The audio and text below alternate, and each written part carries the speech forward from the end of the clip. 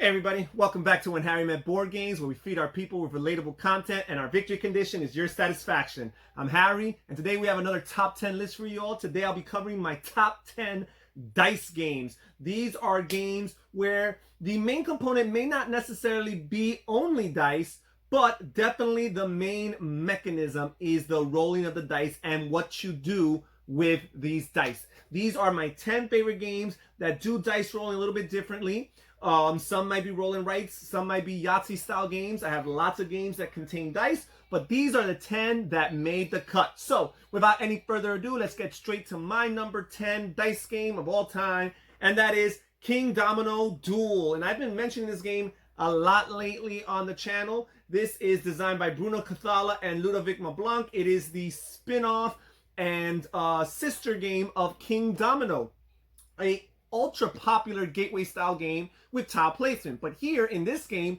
your tiles or your dominoes are comprised of dice, right? There are 4 dice. This is a 2-player only game. The name indicates a duel. There are 4 dice. The active player rolls the 4 dice. The active player drafts one of those 4 dice, the ones that they prefer.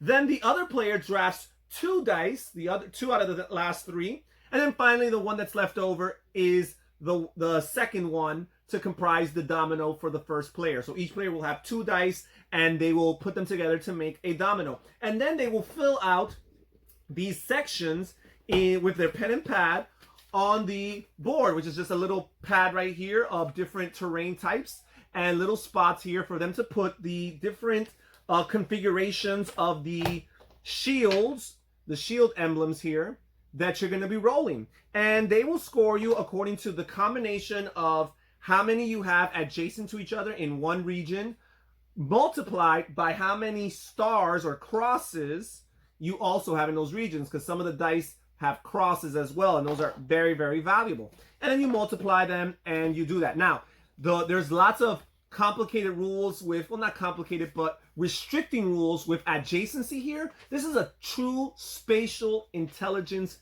exercise, and I absolutely love it. Very abstracted, perhaps even more so than Kingdomino, the original, but I just love it. And also, players are trying to unlock these powers. You see on the back, the first player to roll a certain amount or collect a certain amount and place them on their board of a specific face of the die unlocks these different powers. And these are once a game abilities that truly change the game. They break certain rules. They allow you to tweak some rules and bend them to your advantage. So players are racing to collect these benefits because whoever collects these bonuses has a serious edge on the other player. Really fun game, really phenomenal, so replayable, because you're rolling the dice and your map is always going to look different, and you're trying to optimize it because sometimes you're going to make decisions that will block you off and will make it impossible for you to complete your grid, which is to your advantage. You complete your grid because you're obviously going to get more points if you do.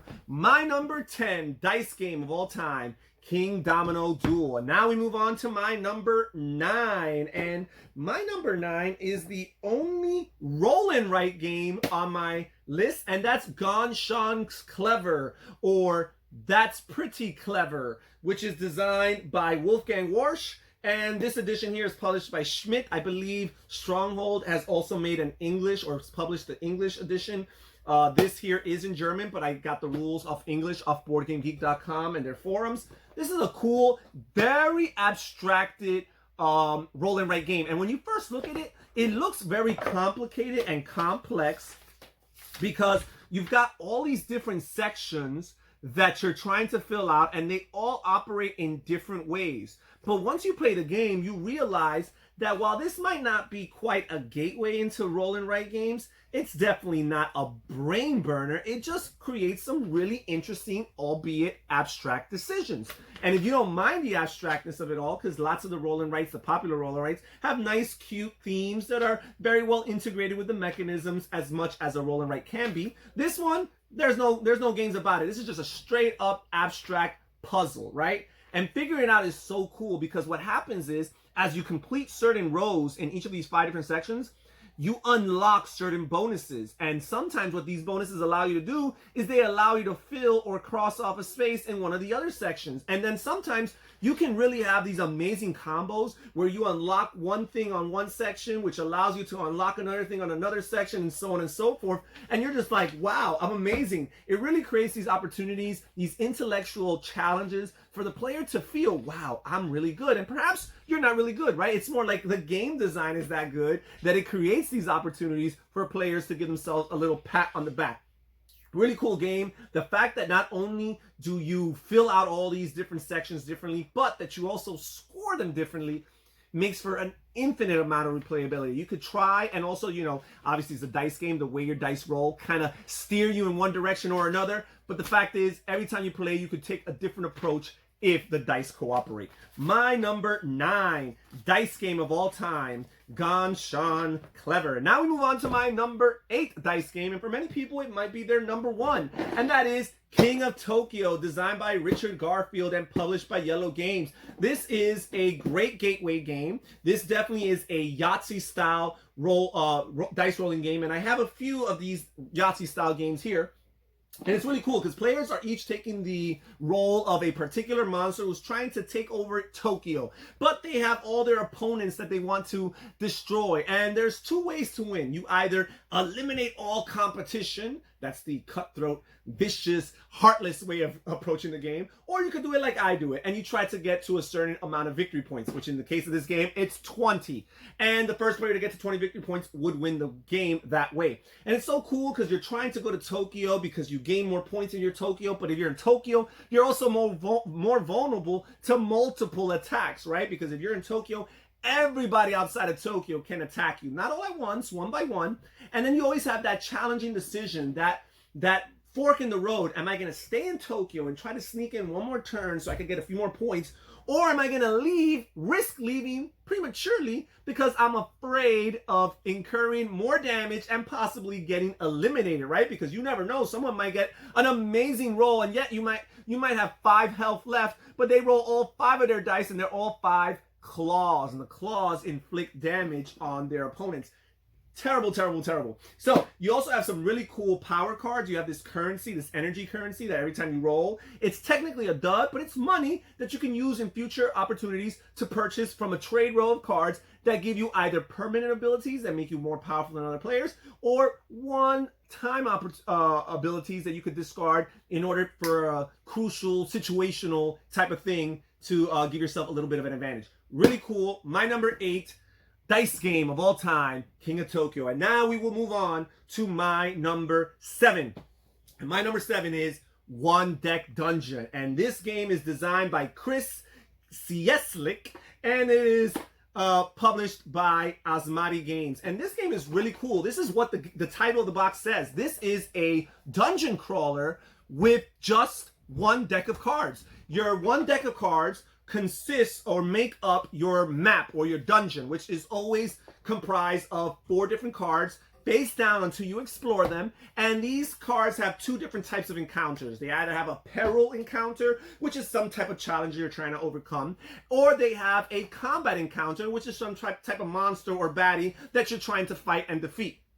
And ultimately, you will accomplish and successfully defeat these encounters. But what happens is, if you don't roll the right dice to cover these specific slots, these specific spaces on the cards, the dungeon cards, then you will suffer the casualty of any box here that is left uncovered. And there's only 2 casualties. There's either hearts or life damage you will take, and your character only has a certain amount of life before they are eliminated and they die, and then you lose the game. Or there is time, and time basically consists of discarding a certain amount of cards from the top of the dungeon deck. And basically time is a very important currency because as you finish going through each deck, you're forced to descend to the 2nd level of the dungeon, and the 2nd level is even harder than the 1st level, and then you descend to the 3rd level, which is even harder than the 2nd and the 1st, and then ultimately you descend to the very bottom where you fight the overlord, the bad guy, the boss.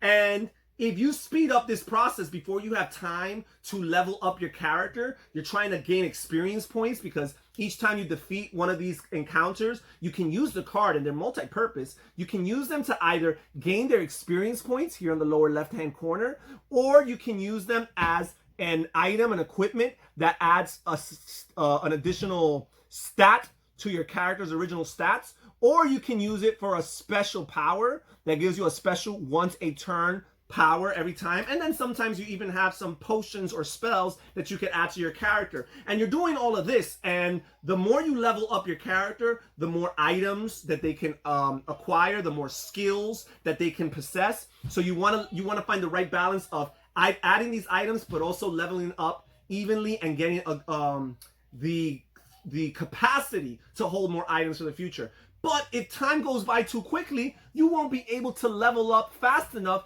to handle those harder, more difficult levels. So you absolutely want to succeed in doing that. Now, with all that said, I still haven't mentioned the dice. So you got these nice colorful dice. They come in 3 colors corresponding with the 3 different stats, which is speed or agility, you have strength or combat, and you have magic.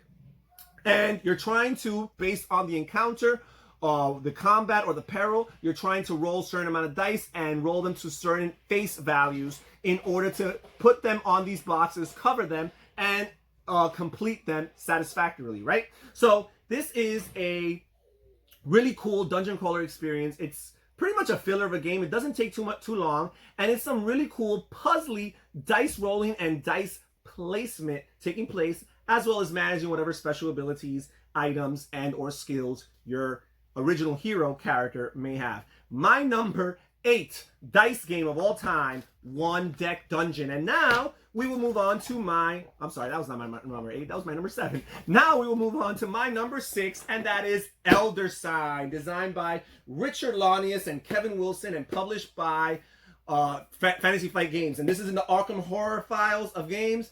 This is a really cool, thematic, story-driven game. Now, I will admit, it's very abstracted as far as gameplay is concerned.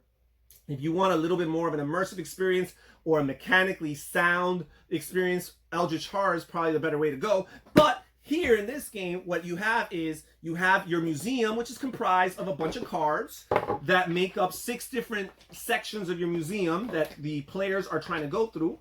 And basically, as they go through these museums, they have to fulfill certain dice combinations by rolling dice, kind of Yahtzee style, but with a mandatory lock. At the end of each roll, you have to lock at least 1 die, and you either lock a die because you successfully completed a row of tasks on one of these cards, or you set or discard a die because you failed to roll successfully any of the tasks. Now, what's interesting is you have to roll each task within 1 roll. So, for example, these 2 scrolls right here, I can't just roll a scroll, set it aside, re-roll, and get another scroll. In the same roll, I have to get those 2 scrolls. Now, there are ways to mitigate it. You have a bunch of unique items and common items and spells and allies even that you acquire throughout the game, which for the most part, they help you with the dice mitigation. Also, you have some clue tokens that you accrue throughout the game as well, and they give you some re-rolls, which are very useful for these. Now, some of these cards here are a little bit more challenging than others because they have these arrows here, which mean that not only do you have to complete each of these independent tasks, but you have to do it in this order, right, from top to bottom. So some of the cards are a little bit easier because whichever task on the card you happen to complete, you could just place those dice there and show that that task has been met. But with some of these, they're a little bit more complicated, and you have to get the top one before you get the middle one, and the middle one before you get the bottom one. Really, really challenging. Again, really cool. There's lots of different characters, lots of different ancient ones or elder ones that are the bosses or the bad guys. So there's tons of variety, and there's a good amount of expansion content for this game. It's a little bit simplistic mechanically speaking, and the dice rolling is not anything innovative or anything that blows your mind or rocks your world. But again, story-driven, very immersive and thematic from that perspective, and that's why it's my number 6 dice game of all time, Elder Sign. And now we move on to the top 5, the cream of the crop. And my number 5 is Dice Hospital, designed by Stanislav Kordonsky and Mike Nudd, and this is published by Alley Cat Games. This game is a worker placement game. Definitely you want to talk about multiplayer solitaire, this is definitely multiplayer solitaire. As a matter of fact, the worker placement phase of each turn can be done simultaneously because your actions do not block off anybody else's action. Each player has a player board, which is their hospital, and it's their starting area with a bunch of basic hospital units. And as the game progresses, there's only 8 rounds, it's a pretty quick game, you are acquiring 2 different upgrades. You're acquiring specialists, different specialists that help you, because you start the game just with nurse meeples, and the nurse meeples are very helpful and very efficient, but you want to optimize your turns going forward, so you want to get these specialists. You want to get the virologists, you want to get the cardiologists, you want to get the urologists, all these different disciplines within the medical field, and you want to acquire them. And basically, each of these different specialists correspond to the 3 different colors of the dice, right? Because you are rolling dice. The dice are your patients, and you've got red dice and yellow dice and green dice, and I guess they correspond to different types of illnesses, right? But that's kind of very abstracted. But again, you've got these different specialists that you are acquiring throughout the game, and they will help you. They will give you a specific bonus that none of the other worker placement pieces can do, right? If you use them for the specific color that they specialize in. So you're getting specialists, you're getting additional units to add to your hospital, right? Because right now you only have a few basic units, but if you get some specialized units, it will help you tenfold in a lot of these different areas, right? With the green, the red, and the yellow. Because again, you have a very basic hospital board to start off with. And you're trying to manage the balance of intake versus discharge, which is a true challenge in the medical field, in the hospital world. I did work in a hospital for 3 years. My wife has worked in the medical field for pretty much her whole adult life. Even though she only worked in a hospital per se for less than a year, but she's worked in other aspects of the medical world for the last 15 years or so. But the point is that 15 years, man, my wife's not that old, for the last 12 years. So there is that appeal for us, because we have been immersed in the medical field, and we have interacted with that challenge of, you have this census, this ever-growing census, but you want to be efficient in treating your patients' illnesses, their diseases, in order to safely discharge them, right? Because you don't want to send them out, unsafely. And what happens here with this challenge of intake versus discharge is, if you don't have enough room to take in new patients, then what happens is there's some casualties. You have some fatalities, and some of your patients pass away. And that is a little bit, grim and very sad, to say the least. But it also costs you points. You get negative points for each of these fatalities. So you definitely want to be efficient. And the more patients you discharge in each round, that's how you score your points. You actually score your points by successfully discharging them. And the different faces of the die basically say how acute or how chronic the patient's illnesses are, right? If they are a 1, they're on the verge of death. If they are in a 6, they're on the verge of discharge, and everything in between, right? Really cool, really fun. There's some cool expansions coming out for this game. My number 5 dice game of all time, Dice Hospital. Now we move on to my number 4. My number 4 is Tiny Epic Galaxies. And Tiny Epic Galaxies is this small, kind of like a 4X game, right? People might say that it's not 4X, but it's a 4X game in a small box. And it's so cool because it has an amazing solo variant with 5 different levels of Automa or AI opponents that all differ from one another, not only in their intensity, but in their approach, which is really cool. But this game basically consists of rolling a bunch of dice over and over again, Yahtzee style, in order to carry out different actions, right? You're trying to colonize different planets, right? And advance along the colony track of a planet. You're trying to touch down on a planet to get its one-time ability. You're trying to increase yourself in culture and in energy and all of these different types of resources, right? And ultimately, you're trying to add these planets to your pool of your galaxy, your intergalactic empire, because not only do they give you special abilities that you could activate going forward, but they also give you your victory points. Really cool game. You have to manage the currencies in order to buy further rerolls. You have to manage some of the currencies, for example, culture, in order to piggyback off a roll of an opponent, right? If you pay a certain amount of culture, you can piggyback off something else an opponent does. So there's these nice little intricate ways of maximizing what you do with your dice rolling, and thematically speaking, it's cool. And again, an amazing solo version. My number 4 dice game of all time, Tiny Epic Galaxies. And now we move on to my number 3. And my number 3 is Dice Town, designed by Ludovic LeBlanc and Bruno Cathala and published by Matago Games. And this is the older edition. I do have the Wild West expansion, which is the first expansion inside this box. That makes the game even better, especially for the higher player counts. I think if you're playing 4 or 5, and again, maybe even 6, because that's the Wild West expansion adds a 6th player. If you're playing at those higher player counts, I feel like the Wild West expansion is very helpful. When you're playing 2 or 3, I think it's superfluous to have it out there. But what the Wild West expansion does, well, first of all, let me just talk about the base game. Your Wild West, you're rolling these dice in a cup. It is so much fun. And basically, for the most part, you have to select one of those dice at a time. But if you have cash, your cash can help you manipulate the dice rolling. So it's kind of a Yahtzee style game, but it's kind of cloaked and hidden because of the nuances of the mechanisms and the manipulation of that cash, right? So what you're trying to do is the dice are customized dice that resemble poker cards, right? And you're trying to have the best poker hand at the end of the game, because you have the best poker hand at the end of each round.